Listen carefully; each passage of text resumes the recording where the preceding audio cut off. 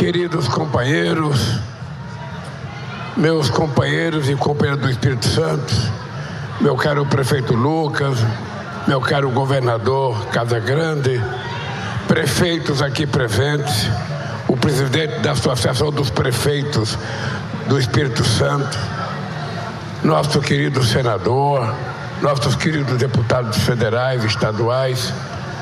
Hoje é um dia de celebração. Possivelmente tenha gente que não tenha gostado do acordo. E quando eu falo de acordo, eu sempre falo de que nem todo mundo é compreender o mundo que o outro compreende. A gente pode ver as coisas diferentes. Eu lembro que até hoje eu carrego na consciência algumas coisas que eu não compreendia quando era mais jovem. Quantas vezes eu cheguei em casa, a minha mãe colocava comida na mesa pra gente, e eu, sem perguntar o que ela tinha em casa para colocar no fogão, que às vezes não tinha carne, era feijão, arroz e ovo, que às vezes não tinha arroz, era feijão e farinha, eu muitas vezes reclamava sem perguntar para ela: a senhora tem dinheiro para fazer as coisas que eu quero? E assim é a nossa vida. A gente de vez em quando sempre quer mais. Sempre quer mais. O que a gente não pode esquecer é que vocês estavam sendo enganados há 8 anos antes de eu chegar na presidência da República. A verdade é que os companheiros que lutaram nesse país pela reparação do maior acidente climático desse país estavam esperando uma empresa que tinha um presidente que não queria conversar com ninguém, que criou uma fundação, que gastou 30 bilhões e vocês até hoje não sabem o que foi feito. Pois em apenas 2 anos, esses 2 companheiros que estão aqui, o Messias, meu advogado-geral da União e um pernambucano, e esse companheiro, ex-governador da Bahia e meu ministro da Casa Civil, conversando com muitas outras pessoas, conseguiram fazer com que a Vale sentasse na mesa e pagasse aquilo que ela tinha que pagar. Não tem conversa, porque a gente não aceitava a ideia de que a Vale não fizesse a reparação. E a Vale tinha uma direção muito ruim, porque quando uma empresa vira essa tal de corporation, ela não tem dono, cada um tem um pedacinho. Vocês aprenderam desde pequeno que quando tem muita gente na família para cuidar de um cachorro, ele morre de fome, porque todo mundo deixa para o outro colocar comida e o cachorro fica sem comer. A Vale era assim. A Vale era essa tal de corporation, sabe, que tinha um monte de gente, um com 3%, outro com 4%, outro com 2%, outro com 1%, só da expectativa de receber dividendo. A Vale, quando era uma empresa estatal, ela era a primeira mineradora do mundo. Depois que ela virou a tal da corporation, hoje ela é a 14ª mineradora do mundo. Apenas para dizer para vocês, agora a Vale tem uma direção, sabe, que está comprometida a conversar com o governo, a discutir com o governo e a tratar o povo com respeito. E por isso eu estou feliz de estar aqui. Estou feliz porque não foi fácil a quantidade de reuniões que esses meninos fizeram com uma empresa que se achava toda poderosa, que tinha um presidente que nunca procurou o governo para conversar, que nunca participou de uma reunião, que ganhava 55 milhões por ano. Então, companheiros, eu estou celebrando Porque a minha mãe dizia: meu filho, teme, não desista de teimar. E quando a gente teima, a gente conquista. Nós estamos anunciando hoje o pagamento aqui, já fizemos em Mariana há um mês atrás. Eu era para ter vindo aqui o mês passado, não deu para vir, mas vim agora. E vou lamentando porque eu queria visitar os estragos todos que foram feitos e não vai dar. Mas dizer para vocês que o anúncio da entrega desse cartão simbólico para vocês hoje é o começo de uma reparação. Tem alguns companheiros que ainda acreditam num processo que está acontecendo em Londres. E quando nós fizemos o acordo, a gente não pediu para ninguém desistir do processo. Quem fez o acordo, sim. Mas quem não quisesse fazer acordo é livre para decidir esperar.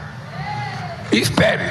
Quem sabe Deus ajuda e se consiga fazer uma coisa muito melhor do que nós fizemos, e aí a gente vai atrás.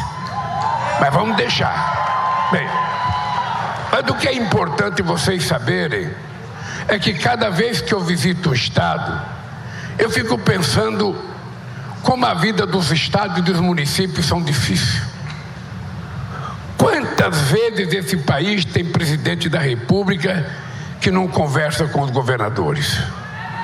Quantas vezes os governadores passam anos sem receber um presidente da República e não recebem uma obra?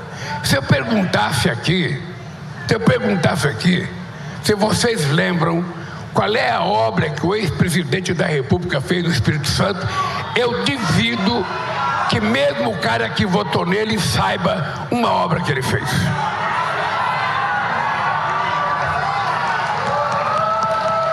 Porque o Brasil sempre foi assim. O Brasil, eu posso eu posso dizer para o governador Casagrande, pode dizer para o governador, na frente do governador, pode pesquisar a história desse estado. Desde a proclamação da República em 1889, do primeiro presidente Marechal Deodoro da Fonseca. Se vocês vão encontrar um presidente da República que fez mais coisa nesse estado do que eu, em parceria com ele, em parceria com o governador. Pode pesquisar nas universidades, nas histórias, na imprensa, pode pesquisar. Se encontrar, eu pedirei desculpa para vocês no próximo encontro que eu vier aqui. E é isso que eu faço. Eu nunca procurei saber de que partido é o governador. Eu nunca procurei saber de que partido é o prefeito. A minha relação com o governador e com o prefeito é institucional. A minha relação com o povo, não. Ela é uma relação de fé, é uma relação de confiança. E eu trabalho em função da necessidade das pessoas.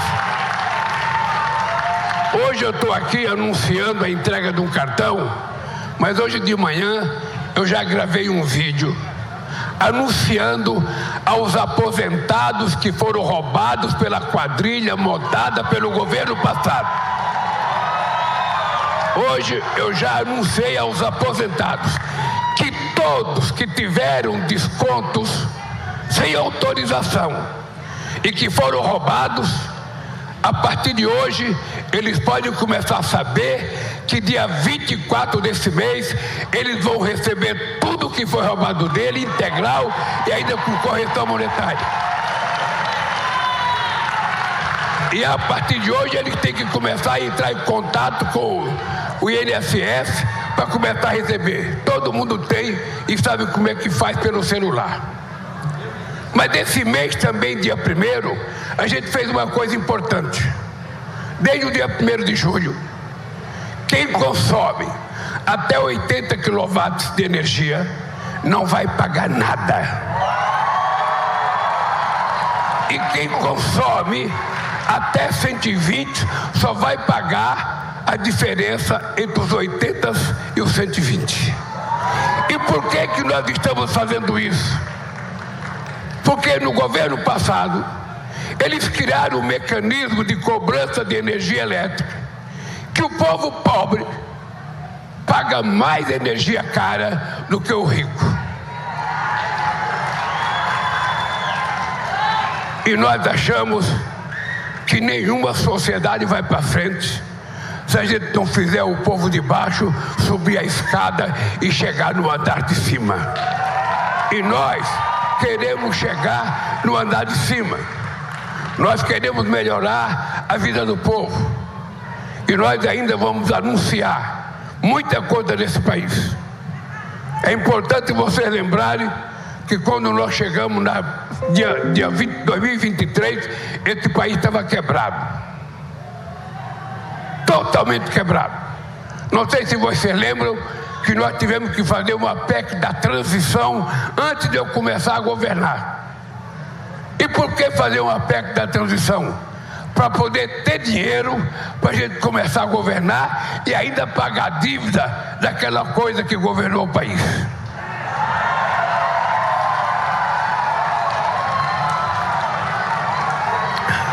Aquela coisa covarde que preparou um golpe nesse país, não teve coragem de fazer,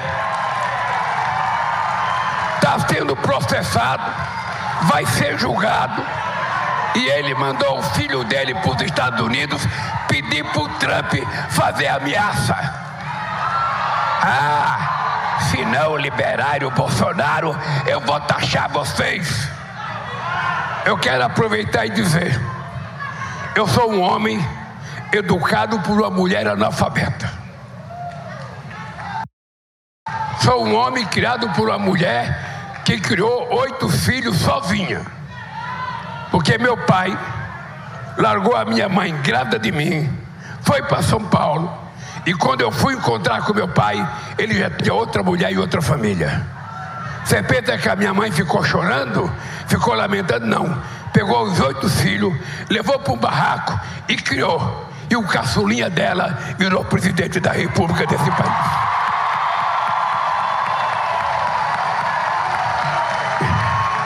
E se tem uma coisa que a minha mãe ensinou, é que a gente não pode baixar a cabeça. Não baixa a cabeça. Eu respeito todo mundo. Eu respeito um patrão, respeito um empregado. Eu respeito um banqueiro, eu respeito um bancário. Eu respeito um comerciante e respeito um comerciário. Eu respeito o vereador e respeito o presidente da República. Eu sou o cara que mais disputei a eleição para presidente desse país. Pega o histórico para saber se um dia eu ofendi um adversário. Porque minha mãe, embora fosse analfabeta, educação não vem da universidade. Educação vem da mãe dela e ela passou para mim e eu tenho que passar para os meus filhos. Eu sou agradecido a todos os presidentes da República de todos os países que conviveram comigo entre 2003 e 2010 e agora. Todos eu respeitava. Eu não quero saber se ele gosta de mim ou não. Eu quero saber que ele foi eleito pelo povo do seu país, ele é o presidente. Eu gosto ou não gosto, eu tenho que tratá-lo com respeito, porque o povo deu a ele o mandato. E é assim que é a minha vida. Por isso que eu me dei bem com toda a Europa, me dei bem com tudo que é asiático, me dei bem com tudo que é latino-americano, me dei bem com todo mundo. E eu duvido que tem um presidente da República que já encontrou com mais rei e rainha do que eu, que mais se encontrou com presidente do que eu e que mais recebeu autoridade nesse país. As pessoas gostam de mim porque eu gosto deles. As pessoas gostam de mim porque eu não sei conversar sem fazer um cafuné na cabeça das pessoas, sem tocar no braço das pessoas, porque a relação humana é química. A gente tem que sentir, a gente tem que ouvir o bater do coração das pessoas. E eu faço com todo mundo. Eu fiz com Obama, eu fiz com Clinton, eu fiz com Bush, eu fiz com Biden, eu fiz com Chirac, eu fiz com Sarkozy, eu fiz com a Itália, eu fiz com a Inglaterra, eu fiz com a Alemanha, eu fiz com o Japão, eu fiz com a China, eu fiz com toda a América Latina. Relação de respeito. Eu respeito a soberania dele e ele respeita. Se o presidente dos Estados Unidos acha que um pernambucano que escapou de morrer de fome na terra que nasci, porque lá morria antes de completar 5 anos, se um cara que escapou, se um cara que perdeu 3 eleições, se um cara inventaram uma mentira para me prender, tentaram oferecer uma liberdade negociada, e eu disse: eu não troco a minha dignidade pela minha liberdade. Dignidade é uma coisa que eu recebi da minha mãe. A liberdade eu ia receber de um delegado. Portanto, eu quero dizer, com todo o respeito ao presidente Trump, o senhor está mal informado, muito mal informado. Os Estados Unidos não têm déficit comercial com o Brasil. É o Brasil que tem déficit comercial com os Estados Unidos. Só para vocês terem ideia, em 15 anos, entre comércio e serviço, nós temos um déficit de 410 bilhões de dólares com os Estados Unidos. Eu que deveria taxar eles. Agora, qual é a razão que ele aponta a taxação? Primeiro, com base numa mentira, que os Estados Unidos não é deficitário com o Brasil. Segundo, qual é a lógica dele? No processo Bolsonaro, para com isso imediatamente, mas imediatamente. Porque a coisa mandou um filho que era deputado se afastar da Câmara para ir lá ficar pedindo: ô Trump, pelo amor de Deus, Trump, solta meu pai, não deixa meu pai ser preso, não sei das contas. É preciso essa gente criar vergonha na cara. É preciso criar vergonha na cara.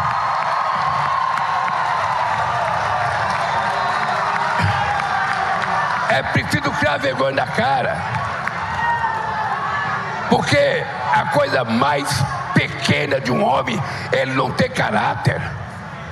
Vocês viram ontem o filho dele na internet lendo uma carta: ô Trump, sabe? Fala que você não vai taxar se meu pai não for preso.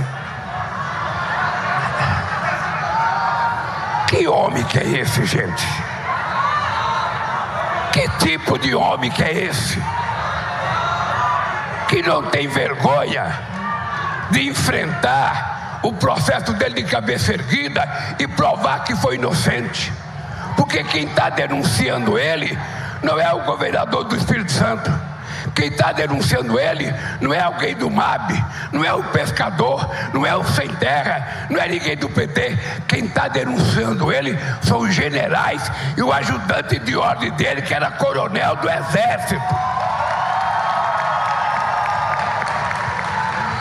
Então, vocês sabem que quando eu estava sendo processado,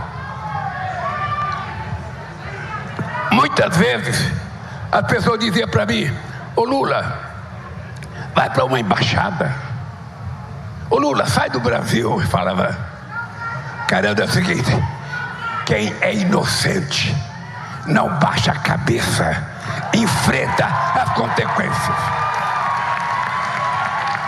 Então, é importante. Ontem eu disse na entrevista da Globo: se o Trump fosse brasileiro e aqui tivesse um Capitólio e ele fizesse aqui o que ele fez nos Estados Unidos, ele também ia ser preso. Ele também ia ser preso. Porque o poder judiciário é autônomo. O poder judiciário é autônomo. Não tem como eu interferir na Suprema Corte. Não, ele vai ser julgado com base nos autos. Tem não sei quantos meses e anos já investigando, pesquisando, fazendo. Ele vai ser julgado. Se ele for inocente, ele será absolvido, como eu fui. Se ele for culpado, ele vai para a cadeia como todo mundo tem que ir. E eu quero dizer para vocês o seguinte: essa gente não vai brincar com o Brasil. Eu, primeiro, não faço nenhuma confusão entre o comportamento do presidente Trump e o povo americano. O povo americano é um povo que merece respeito, é um povo trabalhador, e são tão trabalhadores que os Estados Unidos se transformou na maior potência do mundo. Isso se deve a investimento em educação, se deve a muito estudo. Eu respeito muito. E respeito a relação que o Brasil tem, política e comercial. Respeito. Vou tentar e brigar em todas as esferas para que não venha taxação. Vou brigar no OMC, vou conversar com meus companheiros dos BRICS. Agora, se não tiver jeito no papo, no tete-a-tete, nós vamos estabelecer a reciprocidade. Taxou aqui, a gente taxa lá. Taxou aqui, a gente taxa lá. Taxou aqui, a gente taxa lá. Não tem outra coisa a fazer. Não tem. Eu todo dia assino muitas cartas para presidente. Eu assino carta para muito presidente. Ele deu uma carta, ele fez um negócio no site dele.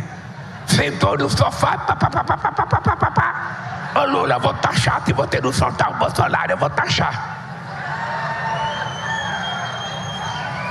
Realmente, gente, essas pessoas não sabem o que é o respeito que nós temos pelo nosso país. Essa gente não sabe que nós não somos um povo qualquer. Nós somos uma mistura de indígenas, negros e europeus. Por isso que nós saímos essa espécie bonita de gente. Então, companheiros, nós vamos fazer muita coisa boa nesse país. Esperem. Esperem, porque nós passamos 2 anos reconstruindo e 1 ano plantando. Agora é o momento da colheita. Agora é o momento que nós vamos anunciar tudo o que nós fizemos. E vai acontecer muita coisa. Aliás, o governador, o Camilo Santana, passou um recado para o Rui Costa que a Faculdade de Medicina de São Mateus está pronta. É só convidar você e os deputados e os senadores para ir lá no meu gabinete. A gente vai assinar para vocês terem a sua Faculdade de Medicina, tá? Isso está pronto. No mais, eu queria dizer para vocês o seguinte: nós temos muita coisa para fazer. Nós temos uma política de gás, em que eu não me conformo de que o gás de cozinha sai da Petrobras a R$37. E quanto chega para vocês?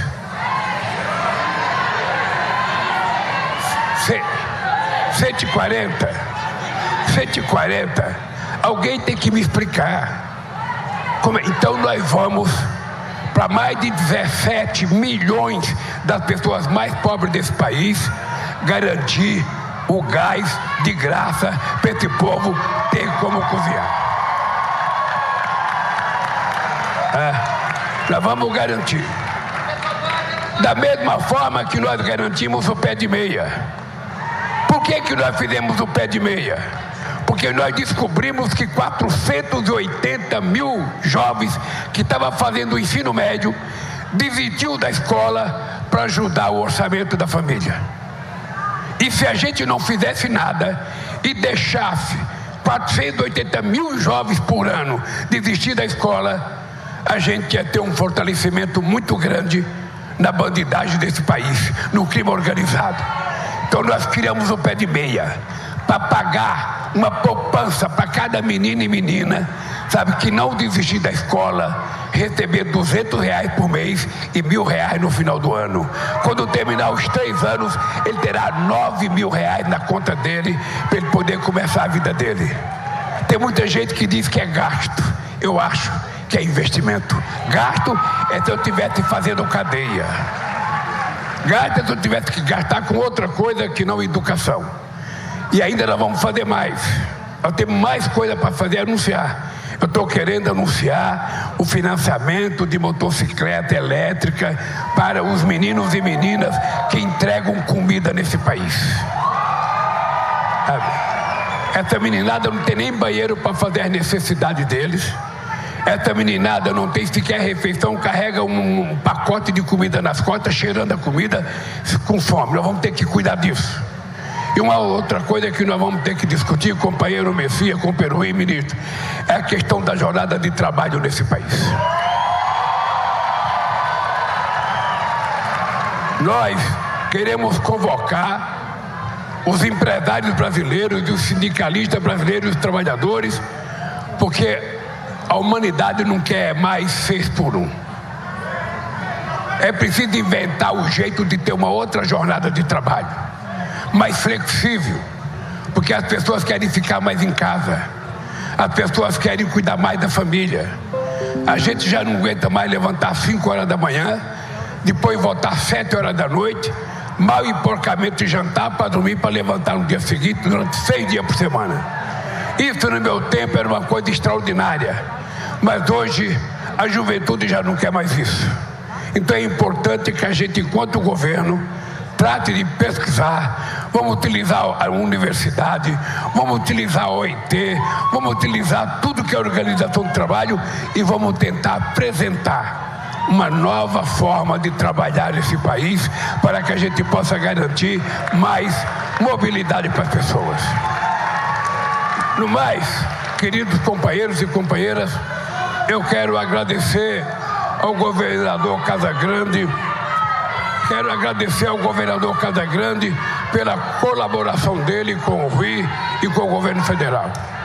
Quando um governador, um presidente da República e um prefeito começam a trabalhar junto, só tem um ganhador: é o povo. É o povo. E é por isso que eu quero dizer para vocês: tenho certeza de uma coisa. Esse país não baixará a cabeça para ninguém. Para ninguém.